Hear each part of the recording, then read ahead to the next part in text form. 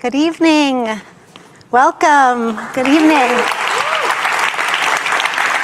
Welcome to our Long Now Talk with Eric Ries. I am Executive Director of the Long Now Foundation, Rebecca Lendl. Thank you for being with us. We could not be more excited about tonight's talk. Eric is a legend for those of us who are fascinated by questions of institutional longevity. How do we grow institutions aligned with human flourishing that can thrive for decades, even centuries? And I don't use the word grow lightly. Eric has this way of seeing institutions as kind of sacred organisms, and it invites us to think about governance as a way to protect and steward and nurture more so than own and control. So very happy to be here with all of you in the Long Now community to really take the long view on institutional architecture. To our members, I want to say thank you to all of you in the room, members joining on the live stream, members around the world. You make everything we do together possible. A round of applause for our fabulous members. Thank you. And for those of you who are new to us tonight, this is a personal invitation to you to get connected to Long Now, to get connected to each other, and to get connected to this whole world of long-term thinking. We hope you will join us. In a moment, I'll invite up our guest host for the evening, Long Now's Director of Strategic Initiatives, Denise Hearn. Denise is an author and writer on institutional design and economic governance. She gave her own very fantastic Long Now talk a few years back on embodied economics. Please check it out. And following Denise's intro, we'll share a little tradition we have here at Long Now called our Long Short, which is a short film on long-term thinking. Tonight's Long Short shares the story of an onsen in Japan founded over 1,300 years ago. It's one of the oldest family-run businesses in the world. So we hope you'll enjoy. We're really glad you're here. Thank you for being here. And over to you, Denise. Hi, everyone. It's so nice to be with you tonight. And what a week we've had already. It's only Tuesday. We have had astronauts beaming breathtaking images back from the dark side of the moon at the same time that we have had a war that is threatening to destabilize civilizations and also produce energy shocks and manufacturing shocks, as well as food shocks. So I couldn't actually imagine when I was thinking about the context of today, and it's been a bit of a heavy day for those of us paying attention to the news, that this conversation with Eric is, I couldn't actually imagine a better conversation for us to be engaging with together tonight, because Eric's work, he has been, long-standing, of course. He needs no introduction, lean startup author, but has the sort of brass tacks and the decades of experience to bring to these questions of how to make and remake our systems around institutional design questions that sometimes are highly technical, but are the real blueprint for how we might reimagine our institutions of tomorrow so that they actually become incorruptible. So I'm really excited for our conversation tonight. And we are also fortunate to be the first official stop on Eric's book tour. So he's got his new book out, Incorruptible. It actually comes out in May. We have the copies fresh off the press. We've got a copy in the lobby for you to check out and pre-order accordingly. And so we're in for a real treat with him tonight. And Eric's work is this incantation to essentially build incorruptible institutions that will last decades and that our ancestors are going to be proud of us for building. So excited to be in conversation with him tonight. Enjoy the long short. We'll be right back.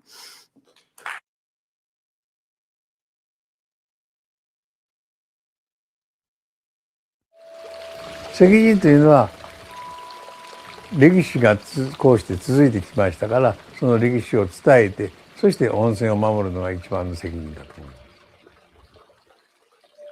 す。ですからそれはもういろんなことで自分の方を我慢して耐えていかなきゃいけない。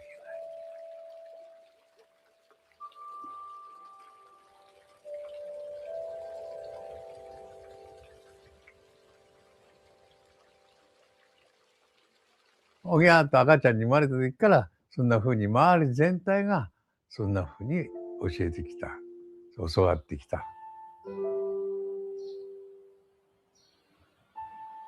遊びやすいところ、かくれんぼしたり鬼ごっこしたりするのに楽しめる部屋がやっぱり大好きでしたね。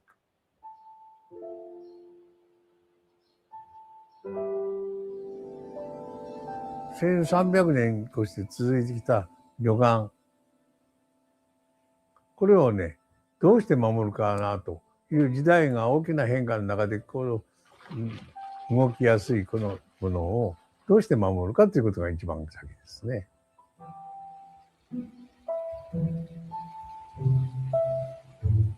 変わっていないのはただ一つ、温泉がずっと一緒な温泉が湧き続けてきたことですね。あとはどんどん変わってますよね。毎日宴会をしたり、あるいはホステスも芸妓さんがいっぱいおった時代から、今家族連れの時代。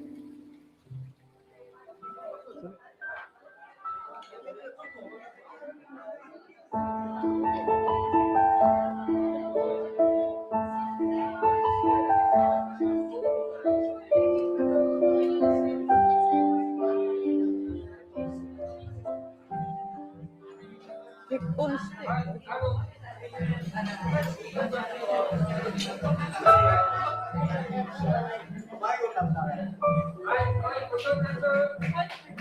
神業です。お上とは従業員にとってまた旅館全体の母親のような役割とします。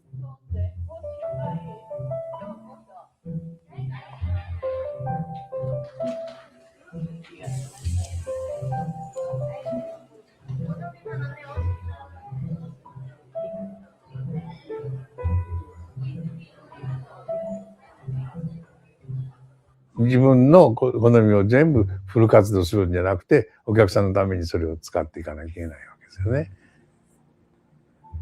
もともとはその長男だけがそれを続いていける。どう言えばいいんですかね。奉仕の一員でなかったらなと思うこともありました。ビジネス哲学というのは私はあるようなないんですけど、世の中は全てどんどん移り変わっていく。息子を亡くして、そして今不幸のどん底やと思ったりしておりますけども、いわゆるどんどん変化していくのは事実ですから、それに対応していって、そしてそれが一日一日、今ひとときが大事な時間であるなということを気がついてみると、それが歴史となって伝統となっていくんだなと、そんなふうに思ってます。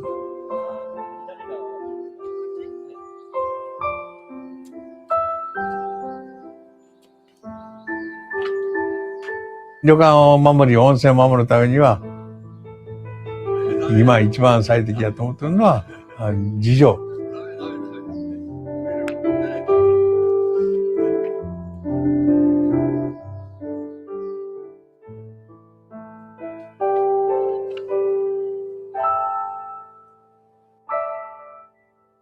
そそれがやってくれるだろうと期待しております。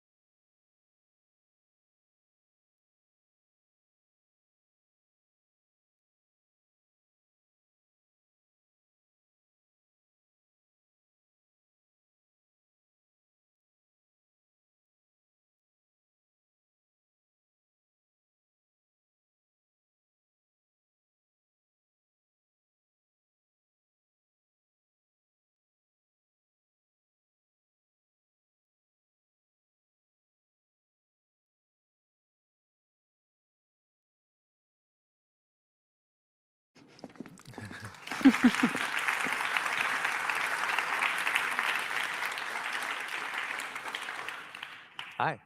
Welcome, Eric. Thank you. Okay, so the last time Eric was here was 6 years ago, our last Long Now talk right before we shut down for COVID.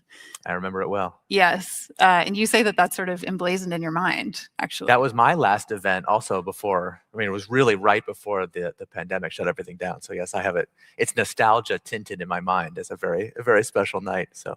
Well, we're so glad to have you back with us. So I'm going to start with a little bit of a lob. I feel so fortunate that I was a pre-reader on your incredible book, along with hundreds of other people. I can't claim, that I was special, but I'd love for you to orient our audience tonight by just giving a sense of, why this book, why now, why 6 years, after the 6 years that have passed since you've last been here, why did you feel it was important to bring this into the world in this moment? Yeah, thanks. And thanks for having me. It's always a pleasure to be with Long Now. Yeah, this book has been many years in the making, and it was very difficult to write. It took a really long time. It was very painful. So it wasn't like I had the thought, oh, that'll be fun to write a book about corruption. And I didn't anticipate it becoming topically relevant in the way that it has. I don't have that kind of timing or prescience, unfortunately. But this has been like the natural outgrowth of my other work. My daily practice is still, people come to me for advice, starting companies, building companies, making them more innovative, or improving their management system. That's the privilege, I guess, of being the lean startup guy. And so for many years, I've had the privilege of getting to help people, usually in a very small way, build these incredible companies and create all this value and become incredibly wealthy and go from obscurity to becoming movers and shakers in the world. So I've had a front row seat at a lot of value creation, for which I'm very proud and think is wonderful. And I've also seen the dark underbelly of this business. And more, I felt like I was watching a slow motion tragedy. These companies that used to be so special all wind up in the same really boring, indistinguishable place. Some of them like downright malignant, others just bureaucratic, as if that was okay. And others where the founder, the leader, utterly lost control of the company, either because they got kicked out against their will or just because they were like Frankenstein and his monster, no longer able to command or control the thing that they had made. And so that wasn't like, now I can talk about this like in a philosophical way as this like global societal problem. But at the time, as it started to happen to me, it was very personal. It was just, I'm trying to help people avoid this fate from happening. And I felt like I was up against this invisible force that I couldn't name. I thought management was the most powerful force in the universe.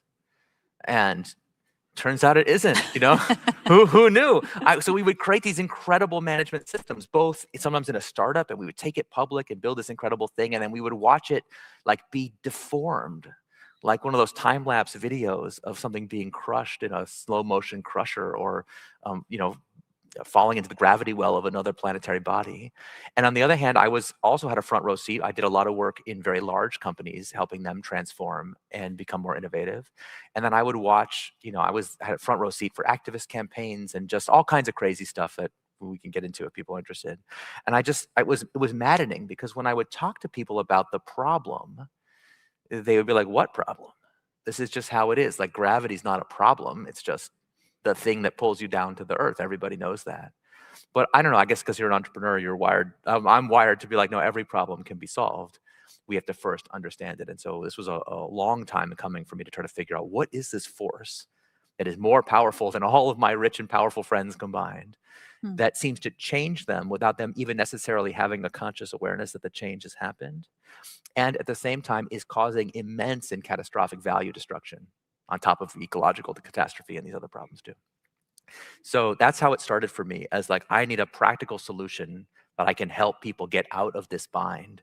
And then after a while, it's kind of like hand-to-hand combat. You talk to one founder at a time, one company at a time, and you're like, hey, I think you should do something different. I think you should change some of your business practices. You should violate the best practices that everyone's telling you are the best. And you get better at it, slowly over time, and you start to get people being like, oh yeah, that sounds interesting. I think I'll try that. And eventually you reach a stage where people start saying, that sounds like a great idea. I'm going to go talk to my co-founder or my board or my lawyer about it. What else has been written on this topic that I can read to prepare for that meeting? And just pro tip, you don't want to say nothing in a situation like this. Your credibility like instantly evaporates. They're like, nothing? That can't be like, oh, you had me, I was doing fine, but nothing, surely something has been written. And so, I tried everything I could think of to avoid having to write this book. So I was like, you can read these incredible academic papers. Huh? There's these incredible case studies written about these individual companies. There's like an endless number of manifestos that will exhort you to do the right thing. Would you find that helpful for your meeting with your board? And the answer was no. And so I was like, oh God, it's happening again. But I think this is what is going to be required. And of course, a lot of authors talk about this. Writing is really first and foremost for your own sanity, to try to understand and give names to and work out this stuff. So my own thinking improved a lot through the course of writing the book, to the point where I got to that really special point when you're trying to advocate for a new idea. You want to get to a level of mastery of it where everyone asks you the same questions. Every company's like, but what about this? And you're like, well, but what about that? Yeah. Oh, good. I know that one. Like, you have to be like, oh, let me now give you a pre-canned, prefabricated, like perfectly attuned answer for the objection that you have. And then I started to get not just good at the questions that founders would ask me. They'd be like, well, I talked to my investor, and I'm like, let me guess. He said it's probably too early to worry about that. And they're like, how did you know? Yeah. So you get to like really deeply understand a problem, and that to me is like, okay, now it's time for a book. Well, and I want to talk about that process of finding clarity, and also finding clarity in languaging what you're coming to realize about the system. Because I found in your book, on the one hand, you use a lot of very visceral language to describe what's happening to companies. You say companies are getting surgically deboned, or that it's like they're entering a meat grinder, these very sort of really violent, book, these are sort of violent analogies. So I want you to talk about that. And I also want you to talk about, you propose in your book this notion of financial gravity being this kind of this energy, this sort of dark matter, if you will, of our systems that's always present, that is drawing certain outcomes out of the system in ways that we don't even realize. And so I want you to talk us through that concept and how you gave language to what you are seeing companies experience. Yeah, there is a lot of very violent language in the book, because this is a very violent system. And, Rebecca mentioned that I really see organizations, and I think a lot of people who are founders or builders at heart, artists at heart, we see organizations as like vital living things. And so what we live in the era of what's called shareholder primacy, which says that an organization is actually just, psych, not a living thing at all, actually just a financial instrument for maximizing returns for shareholders. And so this is a form of violence, to reduce a living thing into this like very material, very like mechanical thing. Something really precious is lost when we do this. And I think it's important. Big part of the book for me was, it's kind of an old-fashioned book trying to reclaim language and concepts that I think our grandparents would have been much more comfortable applying to this situation, starting within the title with the word corruption. So when we talk about management, when we talk about companies, we tend to focus on the surface characteristics, things that, and they're not unimportant, but things like business model, strategy, culture, even vision. These are the like things that we can see and control. And I wanted to get at, well, what are the underlying forces that act on organizations, whether you want them to or not? And so I borrowed a lot of metaphors from biology and from physics to try to talk about what is going on. Like, why do all these companies wind up in the same pathetic place? when they started with different founders in different eras, from different countries with different cultures, different industries, different missions? Why are they all the same lame end state?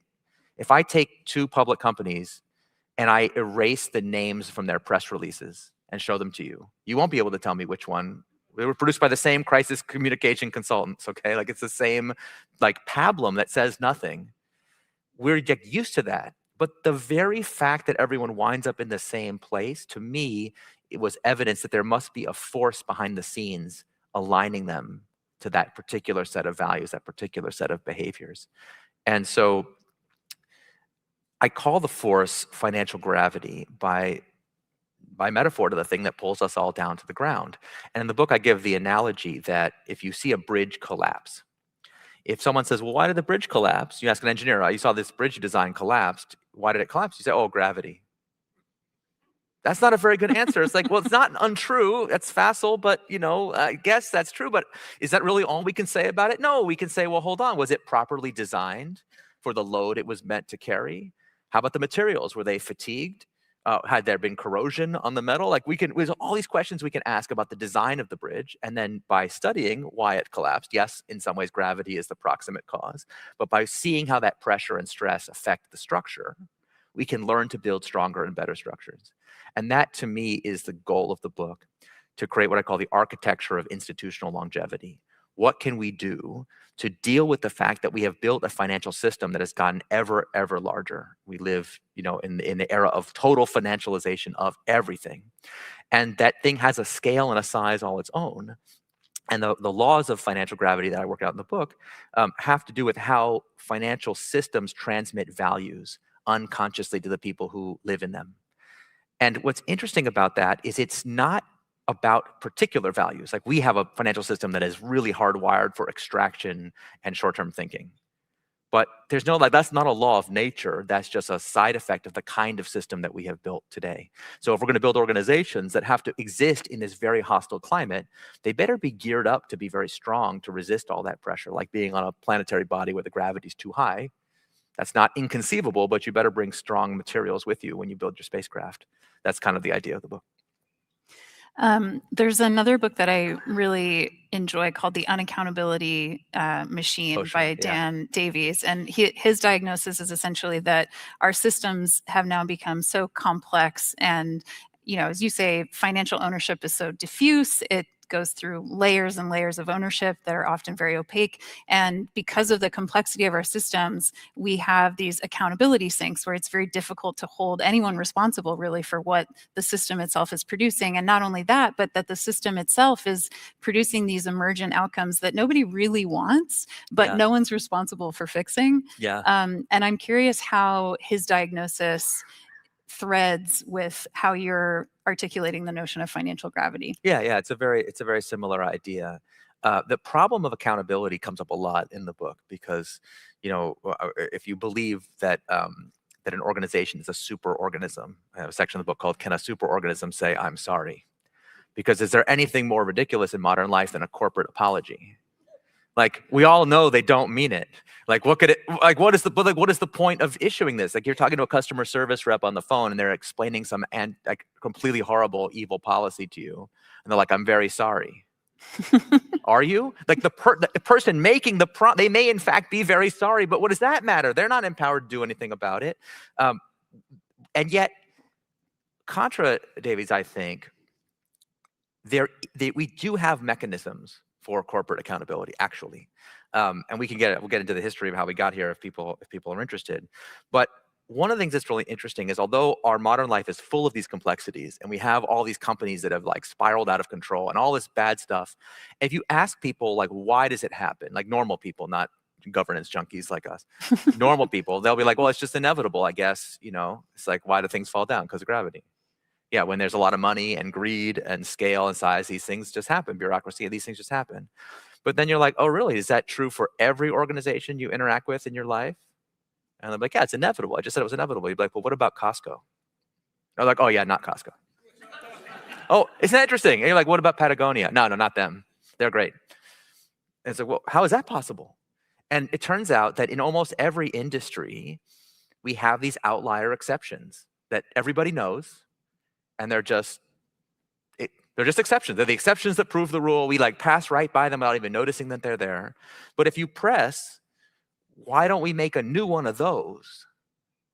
Everyone you talk to will be like, oh, we can't do that. That's from the past. That's how we used to do stuff like that. Like, I remember meeting one of the executives at Vanguard. Vanguard has a super weird structure. A lot of you have a Vanguard mutual fund, probably don't even realize how weird their structure is. And I remember talking to their general counsel, and he was telling me they were celebrating their 50th anniversary, I think this year, or maybe last year. And he was like, yeah, well, it was so weird that we had to get a special exemption from the SEC for permission to form it because it's kind of too customer-centric. It's not extractive enough, and people were reflexively very suspicious about it. But it was only 1975, so it wasn't yet like illegal to do that. It was like just suspicious. So they got this exception, and I asked him, in the 50 years since, has anyone else applied for that exception?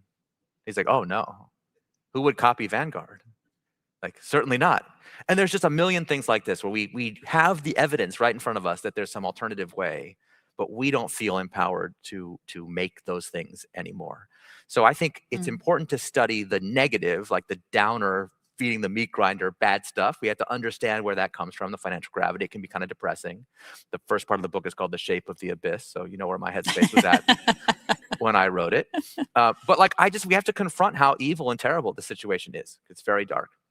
But we also have these outlier examples that prove that something else is possible. And what's so interesting to me is these outlier companies exist in today's fallen environment. Like they're facing the same pressure, the same gravity, the same whatever you say is the reason why it's just so. These companies also face and are somehow immune. So I made a study of those companies and started to incorporate techniques from those companies into my own practice of advising people. And it was like utterly fascinating to watch because, you know, I remember like one of the stories in the book is about how I work with Anthropic, the AI company. And we set up a very unusual governance structure by modern standards called the Long-Term Benefit Trust, which we can talk about if people are interested. And again, I don't take any special credit for their success, obviously. I played only a very bit part. But when we talk to I remember talking to investors about it, and they're like, this sounds really weird and new. You know, are you sure you want to do something new and different? It's like, oh, I thought you were a bold contrarian. Really? But you want to is bold and new is the problem? And I was like, well, actually, this structure, like the German optics company Zeiss, anyone have Zeiss lenses in your glasses? Zeiss has had this structure since 1885. So it's not that new, actually. You know, just because it's new to you doesn't mean that it's new. And that's what's so interesting is that not only do we have these exceptions, each type of exception has its own body of academic research that shows that these alternative structures, even though they violate every modern best practice, are better.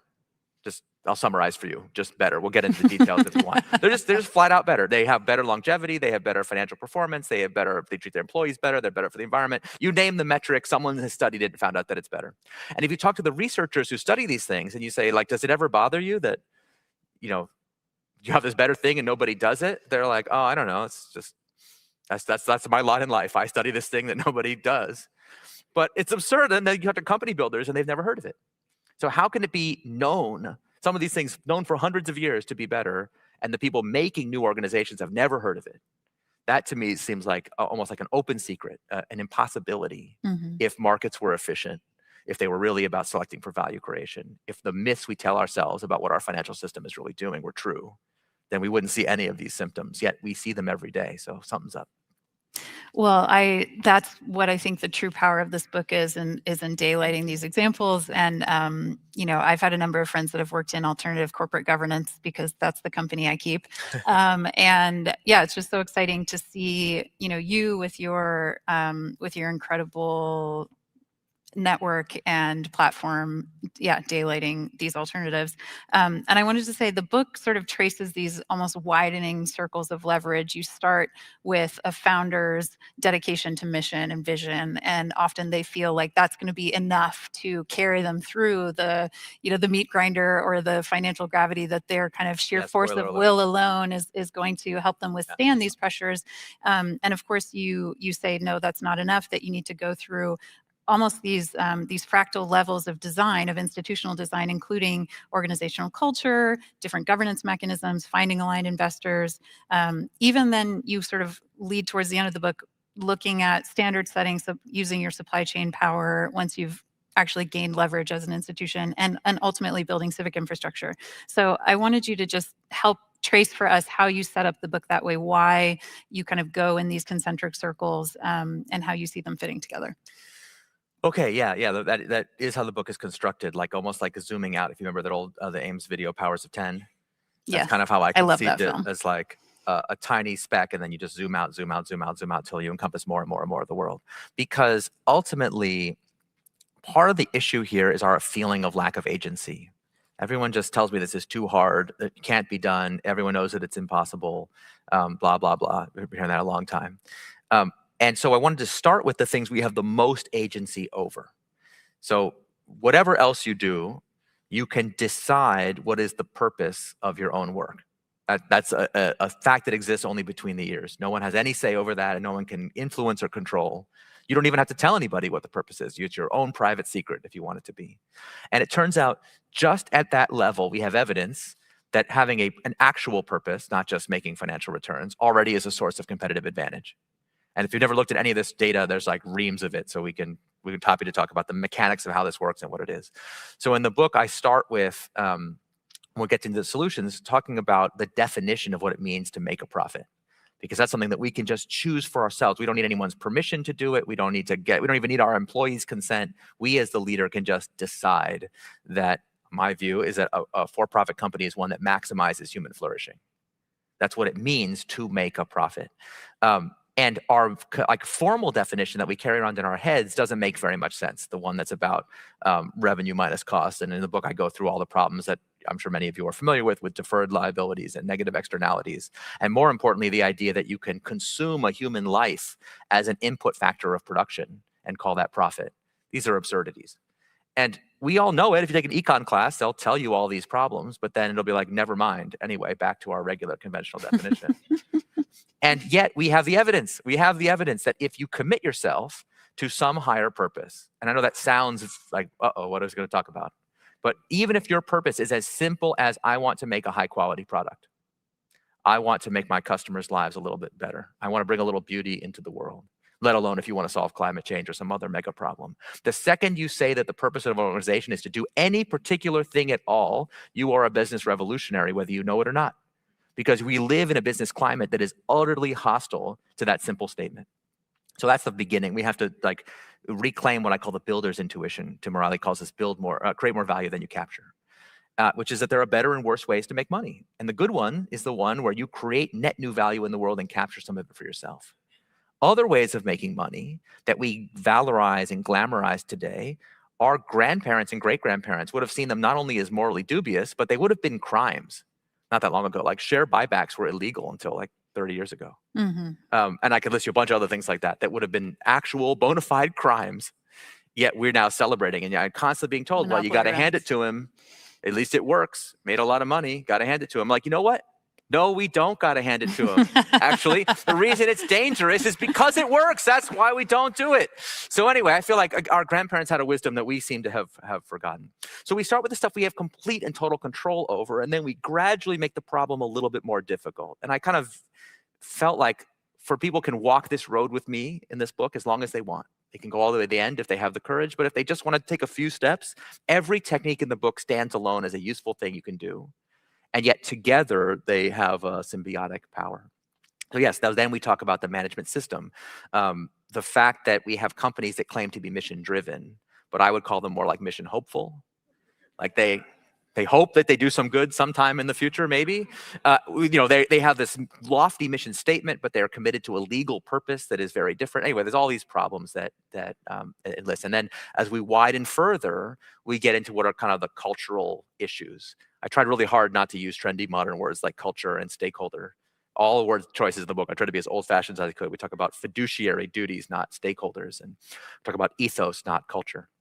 But in this domain, we have to deal with the fact that if we want to have institutional longevity, Mm-hmm. you have to be prepared for people to make decisions in line with the mission when no manager is present. How can you control such a thing? Well, it can be done. And then we zoom out even further, we get into issues of shareholders and boards. So many of the stories in the company are just a board full of independent directors just for no apparent reason deciding to betray the company and sell it out. That's like a recurring problem that happens all the time. And yet it's considered a best practice to have a board full of independent directors. One of my favorite tidbits I learned in the book is that Enron was named one of the 5 best boards in America. Because it had all these awesome independent directors. So a lot of the difficulty in the book is just to accept. It was hard for me. It took me years to accept this, that most of the best practices we've been taught are value destroying. And that's not just like my personal opinion, but we have reams and reams of research at this point. There's a whole chart in chapter 9 that's literally just best practices destroy value. Practice, the reason it's supposed to be good, what the evidence shows, and we just do it over and over and over and over again. And then as we get further and further out, then we get into alternative corporate forms, the power of standards, and the ability to create organizations that are not just resisting the force of gravity, but using it to create positive externalities. And I think that is actually the most exciting part of the book, but I recognize it's not for everybody. That's okay. I just want to encourage the audience to make sure that, I think we've got question cards going around, so make sure if you have questions that you're jotting those down, and we'll get those shortly. Give us the tough questions, dude. Yeah, give us the tough ones. So I want, just before I take us in a different direction, I was curious, when you were doing the process of writing, what was one case study or example company that surprised you and that was exciting to include? Gosh, there's so many. That is really hard to choose, because part of the fun of this book was I got to learn a lot of new stories that I didn't know in part of the research. Because if you want to write about institutional longevity, you can't only write about trendy new companies that have been around for 2 minutes. You have to talk about companies that have been around for a while.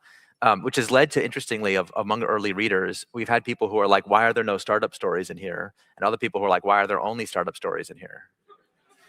And it's like, yeah, well, we have to talk about startups that are still around. So now they're really big, but actually you got to remember that this was just 2 guys in a garage not that long ago.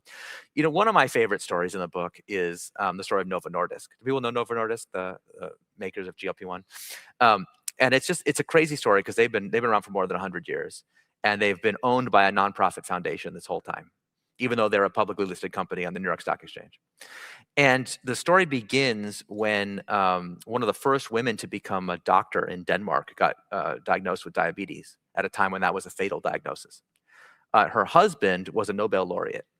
And despite her fatal diagnosis, she agreed to go with him on a tour, lecture tour of North America from Denmark. And they came to North America, they're going on lecturing. And one night at dinner, one of the scientists at their table told them about these crazy scientists in Canada who had just synthesized insulin for the first time.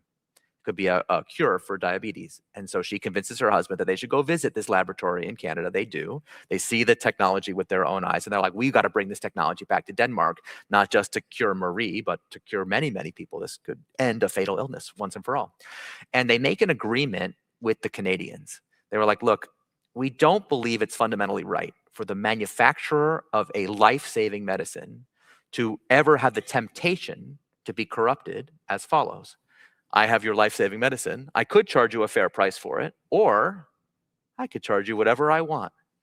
So like way ahead of Martin Shkreli, they knew what was coming. Okay, they had tremendous foresight that was a really dangerous and evil thing. So they were like that, and the solution to them was super obvious. Well, we'll create a nonprofit foundation to put that at the center, what I call a spiritual holding company. Not a religious thing. The spirit, the animating spirit or essence of this thing will be science as a public trust. And around that, we will build a subsidiary that is a for-profit company. So it's called an industrial foundation or steward ownership in the academic literature. And they have put that structure in place in the 1920s, and it has endured all the way till now. Like I said, it is a multi-hundred-billion-dollar company. It has gone public. It has had all the crazy stuff, and we can tell these stories if you want because they're really wild. The crazy stuff that's destroyed all your favorite brands and all the companies you know that have gone bad. People have tried all that same stuff in Novo Nordisk, and it just doesn't work. They're just like, no, thank you. Thanks for coming by, but no, we won't sell the private equity or whatever crazy thing you want us to do. We have a mission to do this thing of science as a public trust. That mission has created literally more than $500 billion of shareholder value, even though it was done by nonprofit trustees. Anyway, I like this story so much because when people tell me about their corporate structure, I'm like, well, who advised you? And they're like, I got this great banker, I got this great lawyer, I got this great VC, I got all these super smart people. I get to be like, oh yeah, that sounds great, but are you sure that you're smarter than a Nobel laureate? Because before you get all excited about that, why don't you go study what these guys figured out in 1920? Because it's not some recent thing. They worked this out from first principles, and it manifestly worked. So what's so great about our best practice that we came up with 5 minutes ago? You know, like I don't really understand the appeal. So that was really fun to get those kinds of stories. They're not just fun stories to read, but they're super practical, useful stories to use in a meeting. Because I could just tell that story and be like, now what were you saying about how it can't possibly work? You know, Marie and August Crow would like a word. That's interesting because in that story, a company is choosing to essentially to open source or to, you know, to cap its own profit margins on something. Yeah. There's also, you know, I come from an antitrust background, and there's precedent in the past when there were the trust busting era that the government imposed mandatory licensing of IP. Oh yeah, obviously. And so I'm curious, like, do you have a opinion on whether it's more effective to come from the state to do mandatory, you know, kind of like open source and open Think how much better we licensing? would be off right now if we had mandatory licensing of creative works for LLMs, right? So that, yeah. Anyway, that would solve 25 different problems at once. Okay, so I think I had to be careful how I answer this question. I think the policy implications of this book are quite obvious. So I decided not to spell them out. The book does not address policy questions directly at all. Yeah. Because I feel like in our hyperpolarized age, we have become obsessed with the question of what companies should and should not be allowed to do, which is a very important question. I'm not saying we don't need to talk about that, but feel like plenty of ink been spilled about that. And comparatively little or maybe even no ink spilled over the kind of old-fashioned question about what we as company builders ought to want to do.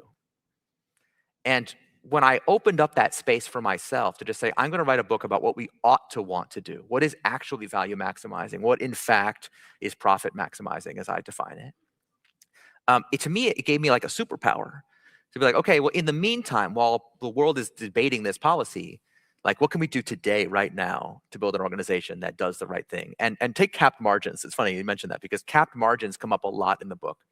And margin is a really interesting economic concept because generally speaking, we teach in business schools and just in general in business that more is better.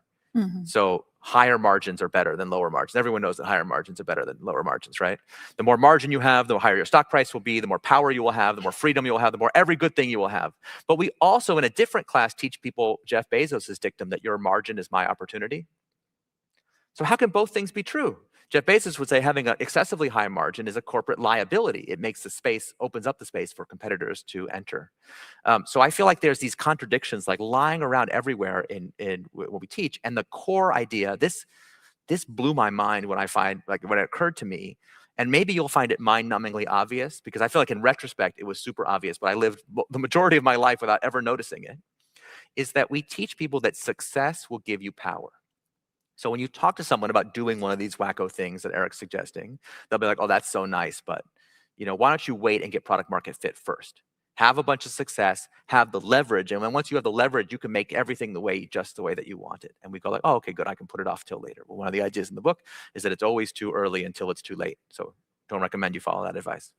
But the reason eluded me for a long time, and it finally occurred to me, the problem is that the more successful you are, the more valuable you are as a target. So if you create something really valuable, if you met human nature, you're familiar with it, people will try to steal it from you. And we are teaching a whole generation of people to build these really trustworthy, really beautiful organizations. And there's like, they're building this massive vault of the most underrated resource on the planet, trustworthiness, the most valuable asset in business. And they're like just leaving it lying on the floor everywhere for anyone to just grab who wants it. There's no doors, there's no locks, there's nothing. Because we can't even account for this asset. We can't visualize it at all. We don't even realize that it's there. So yeah, no wonder we preach margin and success and these kind of sources of power. And then we wind up losing control of the thing because we've made something worth stealing.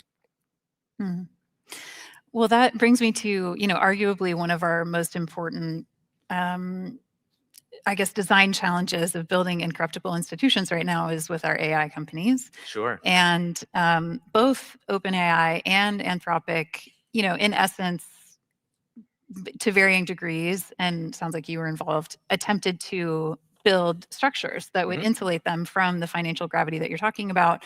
That has worked, you know, somewhat well so far for Anthropic, although, you know, the industry itself requires so much capex investment, of course, that they need to take on a huge amount of capital, and that can skew the cap table. But then with OpenAI, of course, we all watch that drama play out in terms of the structure kind of dissolving. And so what are the ways that you would advise founders who are at the beginning of that journey? They do want to go on this exploration of trying to create a kind of ironclad structure that can retain the mission and avoid the perils of having your cap table, dissolve your original mission. What do you recommend that they do? And in particular with our AI companies, are you hopeful, at least with Anthropic, if you're comfortable sharing, that the structure that they've set up will be able to withstand the kind of pressures? Well, so far so good, but we're talking about gale force. Yes, like a level of pressure and insanity that is truly genuinely unprecedented in the history of the world. Yeah. I think they just crossed $30 billion in revenue, was reported, something like that. It's crazy over there. So we'll see. And the Pentagon antagonizing them and everything else. So, yeah. I mean, a lot of really cool stuff happening. I was just saying, I will say though, that the day that they stood up to the Pentagon and said no to that contract, someone sent me a video of people had gone to their office in San Francisco and put written chalk messages all around the office, thanking them for taking a stand and doing the right thing. Wow. I was like, wow, that is not usually, if I hear that there's chalk markings outside a San Francisco tech company, that's not generally how it's done anymore. It was actually very, very interesting. So yeah, it is super complicated. But what's interesting about AI, so I've been advising companies for a while now. So I lived through the social media era, and I went through a lot of these areas. I somehow managed to make no money in Bitcoin, of which I'm very proud of. But the other eras, pretty much all of them, I have done some level of work with the companies that you've heard of. And I've been talking about these kind of I was kind of like an eccentric collector of obscure governance ideas. It was like my eccentric hobby that people were like, oh, that's nice. Some people collect butterflies. You collect this. Perpetual purpose trust. Yeah, exactly. Yeah. And I actually, before the pandemic, at the time that we did the last thing, I used to carry around with me in my pocket. I actually made a deck of cards, a 52 card deck. I would sit with founders and be like, you want an alternative structure? I got one for you right here in my coat. Because I was trying to figure out how to communicate these ideas to people. That could be your next big business. Yeah, those cards are going to be hot sellers. But that was back when people used to meet in person. So it was really helpful to have it. And then all of a sudden it wasn't useful anymore.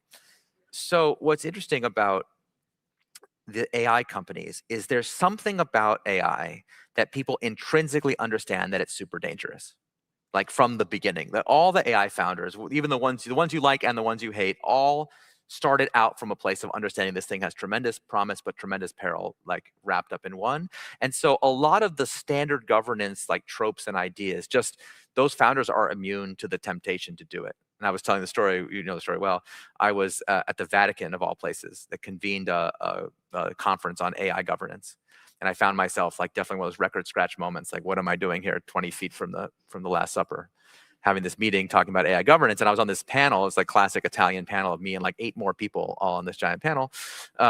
And it was all the major AI companies were there. It was OpenAI, Anthropic, Google, Meta, Palantir, Cohere. I can't even remember who else was there. It was every major AI company and then me. And I was like, what am I doing here? And I realized in the course of the meeting that every single person on this panel had been given instructions by corporate communications not to make any news on this panel, except for me. I could say whatever I wanted. So I had a really good time. It was a lot of fun. But I noticed, and I was pressing the panelists on this. I was like, look, we all have to acknowledge, because this is supposed to be a conference about governance. Can we all just take a moment and notice that not a single one of the companies on this stage with me today has standard governance? Not one. Because it would be almost immoral to give this technology to a profit maximizing, paperclip maximizing sociopathic organization. Even the really evil AI founders were like, that's too evil for me. You gotta be kidding me. No, obviously we're not doing that. What are you, nuts? So there's this intuitive understanding about, so the AI companies have been way more interested in alternative governance structures than the previous era. I think a lot of it is because a lot of those people watch social media unfold. And it's just very obvious that what happened in social media, if that happens with AI, we're in really big trouble. Of course, now we're seeing it happen. So maybe we're all in really big trouble. We can get to that if people have questions. But I think what's interesting is because the AI companies did that, because Anthropic created the long-term benefit trust and popularized that, they inadvertently created this proof point that this can work. Because when I used to tell people they should create a trust structure like that, everybody well, you're not going to be able to raise any money with that. Mm-hmm. It's well, Anthropic seems like they raised some money. So maybe actually that talking point is not true. So that's been it's been super helpful. And it turns out that more and more companies outside of AI, I think AI helped them see the danger of their own technology. And I tell a story in the book about someone who was like, I'm meeting with him and he's like, I swear I'm not trying to create like autonomous murder robots. But I don't know why everyone keeps saying that about my product. He was like, why does everyone keep asking me about that? I promise I'm not trying to murder anybody. And I was like, well, that promise doesn't make me feel that much better. Let's talk about what would actually make you trust. Like, you asking me to trust you with this really dangerous technology. And we're seeing that more and more as our companies become more capable. We're seeing more and more technologies that have this upside, but also an immense downside attached to them. Okay, so we've got an interesting audience question here to extend this conversation a bit. From Joseph, who says, extend your concept into an all AI run organization. With few people, what sort of functions, methods, or guidance will establish an incorruptible operation? Okay, and nobody likes this answer, but it's just the same. It doesn't matter because there's going to be some human being somewhere. And we all know, like people who like utterly want to use AI to replace human beings completely, like I think are crazy and bad. So that's not, and it's also not going to work. Technology is not even close to being ready for that. But also, like, it's like a category mistake about what is our goal. Like, what are we trying to create? If we like build an economy of AI agents for other AI agents, who's it for? Like, why are we doing it? It's like yeah, like we can turn the whole planet into The Sims if we want. We have the power, but we could also turn it into a giant titanium cube if we wanted to. But why? What's it for? So I think that is silly. So if there's going to be some mix of humans and AI working together, then this is like an old thing that everyone in the software industry has known for a long time, that the values of the organization are passed automatically to the software it creates. So that you see that like the org chart of a company shows up in the architecture diagram of the software it makes. Like everyone's known this for a long time. Well, we're seeing it now very clearly with AI. The hot problem in AI is the problem of AI alignment. How do you get the software to align its behavior to certain human values? But the problem of alignment is the problem of governance, like going back a long time. And I always ask people, who's aligning the aligners? So the people doing the alignment, if they themselves can't agree on what is the purpose of the work that they're doing, then we wind up in this really incoherent state. And when we watch, we've now gotten to watch, there was just an 18,000 word profile and about Sam Altman in the New Yorker this week. Like, we're getting to watch the decoherence of this idea, like right in front of us. You know, it's being leaked like crazy. So there's soap opera and drama, and so it's fun to get into the soap opera part of it. But to me, the much more existential question is like, how do we create an organization that has coherent values in the first place? If you do that, any software you make or use will naturally be an extension of those values. I call it in the book the phenomenon of mission transmission. And I can give examples of how it works mechanically. But again, this is not a metaphor. These are real operating procedures that we can learn to master. And I think that would be true if we had one employee and 1,000 AI agents, or the reverse. It doesn't make any difference. We've got another audience question here from Larissa, who says, so much of how we work, particularly using lean tactics, is focused on velocity. Yeah. Looking back, do you think the speed of change at a company impacts its ability to avoid corruption? And if not, would you change anything about your lean methods with this new structures in mind? No, I think Lean Startup has held up pretty well, but what else would I say? Come on. But I've been getting the question also a lot. For sale in the lobby. Yeah, exactly. You can read it for yourself. You can, in that book, you will find, there is one thing I got wrong, but I'll get to that in a second. But like a lot of the people who've been interviewing me, I've been doing podcasts and stuff for the new book and talking about it for the first time. I keep getting the question, do I feel vindicated by what's happened since Lean Startup was published? And I started to really like getting that question. I was like, yeah, I do feel vindicated. That's right. And the first time I asked, I was like, vindicated, what are you talking about? I was like, well, you said that the change in technology that we're going through, this is in 2011, is going to continue to accelerate, and it will have two very specific effects. One, we will see the increased democratization of the means of production, so that cycle time in every industry will get faster. It will be faster and faster and faster to build pretty much anything. And secondly, partly as a result of number one, we're going to see increasing uncertainty in every business and every business plan. I was like, oh yeah, that sounds pretty good. I was like, yeah, like that is what we've been just like. It's not just true of this era, but that's been true of every single year of the last 15 years. We've seen nothing but a monotonic increase in both of those dimensions. And Lean Startup is a system for coping with the velocity of that change. And I think a common misunderstanding of Lean Startup is that Lean Startup is about creating that velocity. but actually like lean startup is a response to the capability of that velocity, the rate of change of the underlying thing. Another way of saying it is, people sometimes say, well, okay, now you're talking about these immutable principles, but isn't that at odds with the lean startup, which is about experimenting with everything? And I realized when I've been getting that question a lot lately, like, oh, I guess I didn't make it clear. In order to experiment with things, you have to have certain immutable principles. This is like the whole point. It's like if you're going to follow the scientific method, then the scientific method itself is not one of the things that is subject to experimentation. Because we've already said, we've committed ourselves to the principle that we're going to use data and not astrology to make our decision. You can't be like, well, let's just, like, yes, we made that commitment, but now I want to use astrology. It's like, well, no, sorry, that's not. You're like, well, I want to run an experiment about using astrology. It's like, nope, sorry. Like, we've already committed ourselves to these principles. And I thought it was very obvious from Lean Startup that we were talking about a philosophy of long-term thinking, for which there's tremendously good evidence that that is the foundation of all economic prosperity. We were talking about a humanistic set of values about changing the world for the better, and a scientific set of values about how we discover and share knowledge about the truth. Now, I will say I made a mistake, and I learned the mistake from a Reddit meme. Some of you may know the Anakin Padme meme on Reddit. Anakin says, I'm going to change the world. And she says, for the better, right? Yeah. And then he doesn't say anything. And then she says, for the better, right? When I first saw that joke, I thought that was the funniest joke on the internet. And then as the years went on, I found it less and less and less funny. And at one day, I had this moment of crisis where I was like, wait a second, I always specified for the better when I told people to change the world, right? I did, right? And I was like, uh-oh. So actually, if you go into the lobby and you grab the copy of Lean Startup, you will find, to my everlasting shame, at the end of the introduction, it says such and such and things so that the next generation of entrepreneurs will have the tools they need to change the world, period. So I just thought it was obvious. I thought we were all on the same page about why we wanted to change the world. And I did get that 100% wrong. So if you ever do a new edition, that will definitely be the first thing we change. I love that. Okay, so one of our audience questions is about how these principles apply to government. And I was going to ask you as well, because in the book, and you mentioned Costco earlier, you talk about how Costco is the single retailer that controls 9% of grocery sales. Yeah. But simultaneously, it performs about 30% of the nation's food safety audits. Yeah. Because its supply chains are so large. And it brings up this notion of also the kind of private regulatory power of firms that we now have. So just talk to us about that and how you see these principles of incorruptibility actually applying to the public sector, given that we need them also more than ever. No, well, certainly much more than ever. And the issue, like I said, of public corruption is all of a sudden in the news. So first of all, I want to just go back to the Costco thing for a second, because Costco affects the lives of hundreds of millions of Americans who have never shopped in a Costco.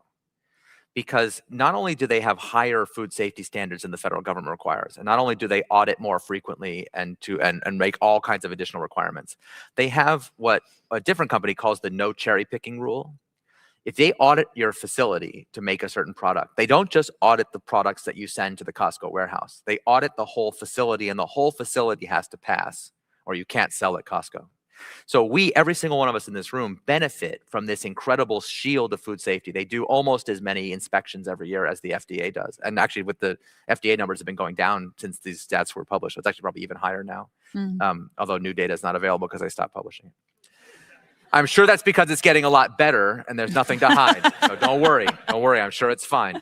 So yeah, like you can say thank you to Costco for keeping your food safe and a bunch of other things. And we see this phenomenon all over our economy, where private actors do things, take on the burden of creating these positive externalities for others, even though they don't directly benefit, like in the immediacy of the transaction. But I will say, so back to, but the question of like private public sector, I have a very nuanced view there, partially because I spent a lot of years of my life trying to build a stock exchange. And stock exchanges are in a special category of company called a self-regulatory organization, which is a private company that has received a grant of sovereign power from the US federal government. Like literally, stock exchanges enjoy sovereign immunity from some kinds of lawsuits, because to sue them, you'd effectively be suing the SEC, which I don't recommend. So those people always ask me, like, is that a public sector or a private sector entity? And it's like, those concepts don't really make sense here, actually. Like this clean division, our grandparents thought of the different spheres of civic life as being very independent. Like there was a public sector, a private sector, but there was also a civic sector. They viewed sports as its own thing. They like each of the things that you would do in your life. If you've read like Bowling Alone or any of the kind of like sociological writings about earlier generations, it's kind of hard for us to even understand. Like there were whole categories of organizations. I remember like growing up being like, what is the Elks Lodge? Like, what is it? I don't understand. Like, it's not in any of the categories that I understand or know. And those other things have all gone into decline in our modern world because we financialized everything. So now we're just like, yeah, of course there's corruption in sports because it's all about the money. Of course they're putting gambling parlors in the stadium. What would you expect? But like, go watch a movie about the Black Sox scandal or Kennesaw Mountain Landis. Like they put down the hammer on that kind of behavior. They would have had absolutely no tolerance for that. And now you hear people be like, well, the commissioner just works for the owners. That they all about the money. What do you expect? And it's like, man, where's Kennesaw when you need him? He'd be like, what are you guys talking about? So they had this really strict separation of spheres that we do not have anymore. So I think that's not coming back. We can't undo. That's not you can't put the toothpaste back in the tube. So I think it's better for us to just build new, better categories about what we're doing. And in the book, I write, I mentioned before that my view of what it means to be a for-profit is to maximize human flourishing. This simple definition allows us to break down these categories, I think, in a much more effective way. Today, nonprofit and for-profit has to do with an obscure bit of tax law. And that's not the tax status is not an organization's most fundamental characteristic. So I would say the Smithsonian Institution, Goodwill, those are massively for-profit organizations. And Philip Morris is the ultimate not-for-profit organization because their $9 billion in supposed net income is dwarfed by the $600 billion in negative externalities they create for our health system every year. So yeah, thank you. My father's a pulmonologist, so it makes him really happy every time I say something bad about Philip Morris. I think there's also been, I think Harvard had this impact weighted accounting initiative. Yeah, that's a great initiative. But also others have, because all of this is depending on how you measure it, but there have been some studies that have shown essentially if you accounted for negative externalities, every company would be unprofitable. Oh yeah. People are like, you can't change the definition of profit because it would mean that most companies are not profitable by that definition. I'm like, right, have you looked out the window? Look at the catastrophe that is our world today. This is why these companies have been converted into value-destroying extraction machines. And that's why the food tastes bad after private equity buys your favorite restaurant. And it's why your favorite brand was ruined. It's why these companies that were super successful spontaneously go out of business for no discernible reason, what I call unusual failures. So we're living the catastrophe of this idea every day in our lives, all over the place. So I think it's better to just admit that that's what's going on, say that activity is not profitable. It is actually a form of corruption, not profit taking. And that allows us to then ask the question, well, what would a different or better way work? And I've come to think, this will sound outlandish, I know, to some people, but I actually think the era of shareholder primacy is already over. So it's the most dominant idea in the world today. We all are supposed to pretend we have obeisance to it. But first of all, talk to any young people and they think it's completely insane. And they've got the right of the argument because they've grown up in a world where shareholder primacy is the only rule they've ever known. But also, shareholder primacy was supposed to be about making money for investors. And now that it's turned into extraction primacy, it's not even good for investors anymore. It's actually causing its own self-destruction. So we're watching this order collapse all around us. And it's our responsibility, I think, those who build things for a living especially, to articulate a new doctrine, a new idea that we can move towards, so we don't just spend all our time negatively talking about how that idea is no good, but what can we move towards? So the book is my attempt to identify the new best practices and the philosophical underpinnings that make it possible for us to all rally around some new affirmative vision of a better future for our entire economy.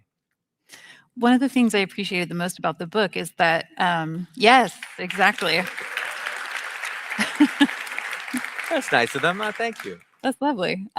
Is essentially this notion that we made all of this up, therefore it's ours to totally. Remake, it's right? Not carved in stone tablets. What? No, and I remember even thinking about, if we stick with this notion of profit for a while, that actually the modern conceptions of profit are relatively young in human commercial time, only 100, 150 years old, and also have gone through their own regimes of accounting practices and so on. Oh, totally. Yeah.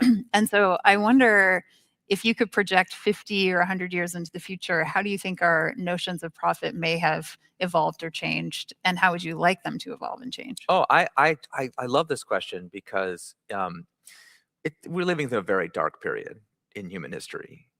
And I always have to remind myself that like our grandparents lived through an even darker period so far. And they somehow kept the faith through evils and horrors that I can hardly imagine. And when they came out of that darkness, they went to work on an incredible building spree of what I call civic infrastructure. Like most of the institutions that govern modern life were invented by our grandparents at a very specific time of a tremendous energy and output. And it's almost like, I feel like we're like those people in Star Trek that like that planet where they have the machinery that they've forgotten how to operate. So they live in an Eden, but it's breaking down. Like, I kind of feel like that sometimes where we've just forgotten how to operate this machinery. We don't know how to make it anymore. We don't know how to fix it when it breaks. And we're like chopping up the foundations for firewood and being like, I guess it's fine. So we're gonna need to like build that muscle back up, and we're gonna have to go. When this darkness passes, we will have to go on a building spree like they did. And what's interesting is a lot of people who've encountered the book so far, who are kind of, if they're especially kind of more in the system persuasion, especially like financial journalists or people who are in the New York, DC orbit, they have had they have a reaction that's often like, this just seems too hard. Like, a system is unimaginably powerful, and how can we hope that it could be changed like in our lifetime or our children's lifetime? And I have to be like, well, you acknowledge that the system is unrecognizably different from our grandparents' day. So couldn't it also be unrecognizably different again by our grandchildren's day? Like, the fact that it was done means that it can be done again. Just like, I'm not, whether my idea is right or wrong, obviously it can be changed. But unfortunately, I just think a lot of us have this learned helplessness about this. And one thing that's really interesting to me, I spent a lot of time studying the people that advocated for and successfully convinced everybody to do shareholder primacy, which is a very young idea. We're in a windowless room here, but if there was a window, I always tell people, like, if there's a window wherever you are, look out the window. If you can see a tree, you're now looking at a biological organism older than this idea, most likely. It's a very young idea in history. It is not a pillar of capitalism. It is not some ancient wisdom that Adam Smith figured out or whatever. Like, Adam Smith would have been like, you talking about shareholder what? Would have found it completely inane. Despite it being the most powerful idea in the world that governs all modern industrial economies, it has never once in the history of humanity, ever one time, been subject to any manner of popular referendum or vote, nor was it enacted by any legislative body. So why do we all live under what's called a normative consensus in the legal world? They always just say, well, this is what everyone agrees is how it is and is how it should be. They just decided it one day, and a very small cadre of lawyers, judges, academics, and board members just decided this is how it's going to be going forward. So first of all, first step to breaking a normative consensus is just to have the courage to just say out loud, oh yeah, I don't agree. That's not what I think the purpose of an organization is. Simple. I'm doing it right now, but you could do it too. You could tell a friend tomorrow, just, by the way, I also think shareholder primacy is stupid. Just say it out loud. It's okay. They agree with you already. Nobody thinks this idea is any good except in a very narrow slice of our society, I assure you. But we've all been told you're not allowed to say it out loud. You know, well, what would other, it's like we all are like, what would the other people think? So you could just say it out loud. Look, it's like a misinterpretation of the law. It's not absurd. actually It's ridiculous. bound. It is not the law in any way except it binds every company on earth. So I don't know, that is the law. If you read the legal literature on this, it's hilarious too, because they can't really explain why it is and is not the law simultaneously. So they come up with these like incredibly convoluted stories that it's like, actually it is a legal duty, but it is not a legal obligation. Okay, but anyway, every board member I know has been told that this is their fiduciary duty. So I say it is the law, and I say we could change the law. And luckily, we don't need an active legislation to do it. But we are obsessed. Those of us who want to reform this system are obsessed with factional infighting. I guess it's the human condition. So like, how many variations on double bottom line, triple bottom line, quadruple bottom line, 12-level bottom line do we have? We have good profits and bad profits. We have eco profits and regular profits. We have we have fragmented and split. And there's like even among people who are in favor of alternative corporate forms, the B Corp people don't like the steward ownership people who don't like the employee ownership people, because we're all doing our separate things and we all have our separate terminology. And so it's like fragmentation. Read Milton Friedman, okay? He never once said, you know what we should do? We should have a new kind of company, the extractive, exploitative company. And then that will be different from regular companies. Now we'll have two kinds of companies. And I think my kind of company is better. No. He said the purpose of business is to maximize its own profits. He didn't say it should be, it could be, maybe one day in the future it would be. No, he just said it is and made it so because people found that argument persuasive. And for some reason in our era, people, even test readers of the book, not Denise, but others, in the section where I redefine profit, so many people were like the comment they would leave is, you can't do that. It already has a definition. It's like, says who? Right. According to what authority? Like, first of all, every company already defines profit its own way. Have you read financial statements? No two companies agree on what it means to make a profit. We already do that. So it's like, not only, like, even if it was true that there was only one definition that we all agreed on, we could still change it even so, but it's like a double, triple, quadruple level of like, we've talked ourselves into this helplessness that is completely ridiculous. So I think we have to just get much more comfortable as builders, reclaiming these words and concepts for ourselves to bring them in line with what we actually, honestly, in our hearts believe, which is there are better and worse ways to go about this, and our way is the better way. Yes. Simple, right? Revolution starts here. Amen. Right here in the Cowell Theater. I love that. Thank you. Well, at Long Now, we are students of history, and I think it can show us that these institutional forms, even the nation state was not a foregone conclusion even 100 years ago, which is remarkable. Like when the League of Nations came in, there were 30 nations that were a part of it or something in the 1940s. And then now that's, there were 80, sorry. And now that's tripled. But that's in less than 100 years. And now we think that this is the inevitable form of all, governance. So I think that's such a hopeful description for us that it's really up to our own ingenuity and imagination and willingness to claim space and to say these paradigms that we have inherited are not the ones that we necessarily need to carry forward into the future.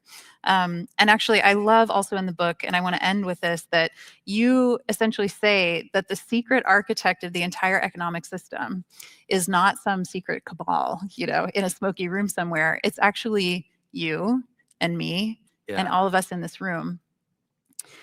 And so what would you leave us with as we go about our night tonight, as we walk away? What is one thing that you would have or recommend for the folks in this room that want to be a part of changing this?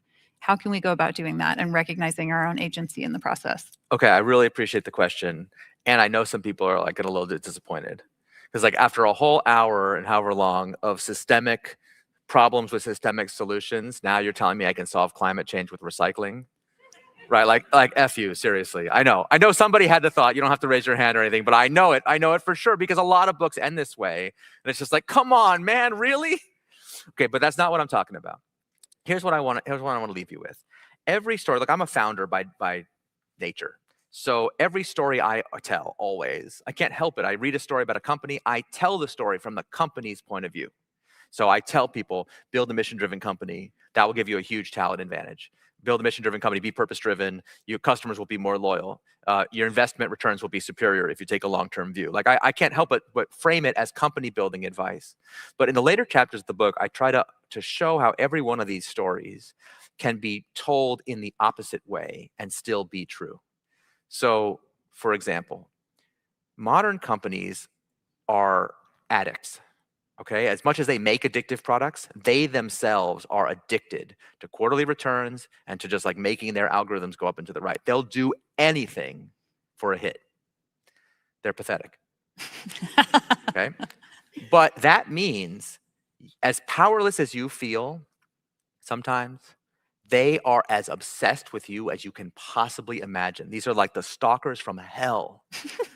Every action you take in the modern world, thanks to surveillance capitalism and all these forces, every action, every decision you make, even if you tell not a single living person about it, is somebody's bonus metric. It's somebody's job to make sure you did that thing or didn't do that thing. There's somebody whose compensation depends on surveilling you and finding out if you did it or didn't do it. I can't tell you, I've been in the room with these companies. I can't tell you how obsessed they are with the question of what they call willingness to pay. Okay, if they make the thing 3% worse and 3% more expensive, will you still pay for it? What about 4%? 5%? What is the number after which you'll finally be like, nah, I won't buy it anymore? They calculate it down to the 12th decimal place. They are obsessed with what can they get away with doing and you'll still work there. Like, can we mistreat them in this way? Will they quit? No, seems like they'll still stay there. Okay, what about this? What about this? It's an obsession. They can't stop. They can't help themselves. They are addicts. So every choice you make ripples out into the economy with these waves of gravitational force. Even if you never engage in any collective action, even if you never go to a secret meeting, even if you never learn a secret handshake, even if you never join a union, even if you never vote for the right person, every choice you make about where you're willing to shop, who you're willing to work for, where you're willing to invest, those choices are surprisingly powerful. And once you learn to wield this power, you can cause all kinds of miraculous things to happen. I tell the story, a bunch of stories in the book that have this flavor where it seems like a company did a great thing, but then you realize later, actually, no, it's the company's customers who did a great thing. The company just set this action in motion. So I'll tell a story. Someone came to me for advice the other day, and I was on my high horse giving this kind of riff, and like, but you have the power and whatever. And they were like, excuse me, but I'm not courageous. So I'm sorry, I can't do that. What else you got? And I was like, oh, sorry, I'm sorry. I didn't mean to make you feel like you had to be courageous to do this. You don't. And I gave them this example, which they did, and it's an interesting thing that happened, but I won't reveal their private conversations with me. But I said, look, just do me this favor. You're going for a job interview.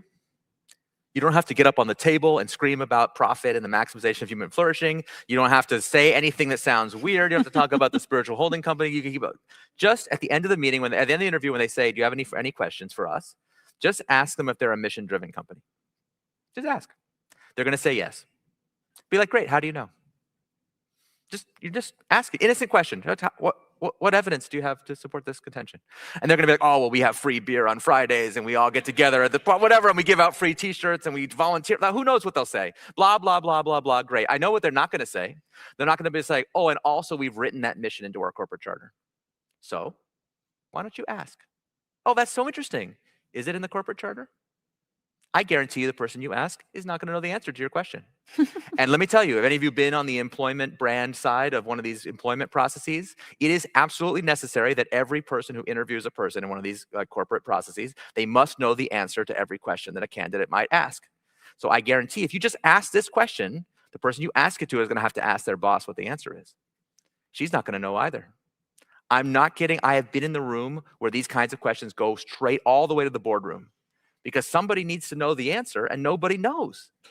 Now, the good news is corporate charters are all public records. You actually could just go look it up yourself and you'll find out that, spoiler alert, it's not in the charter. Okay, so but just by asking the question in the most innocent way possible, you have now created a problem.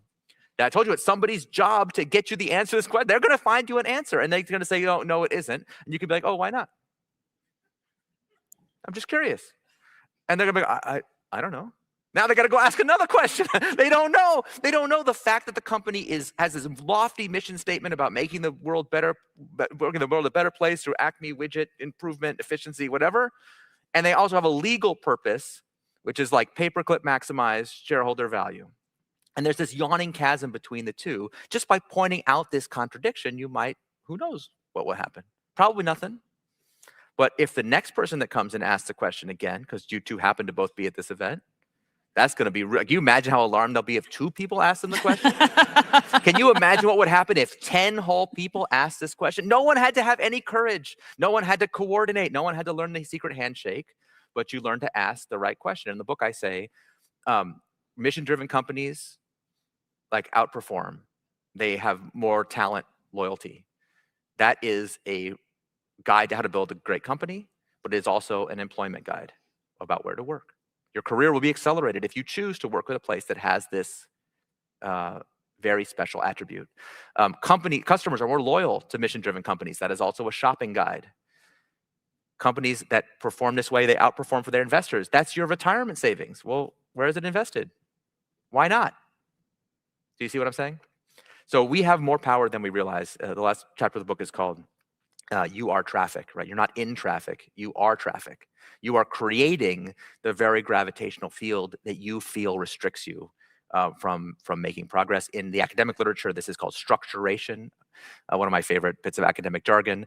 The organizations that you encounter in your daily life, they structure your life and your sense of possibilities, but you structure them right back. You are in a symbiotic relationship with them, and you actually have the power, for you have the thing that is most scarce, that they want, that they are addicted to getting from you, which they desperately crave, like you can't imagine. So, be picky. Why not? Thank you.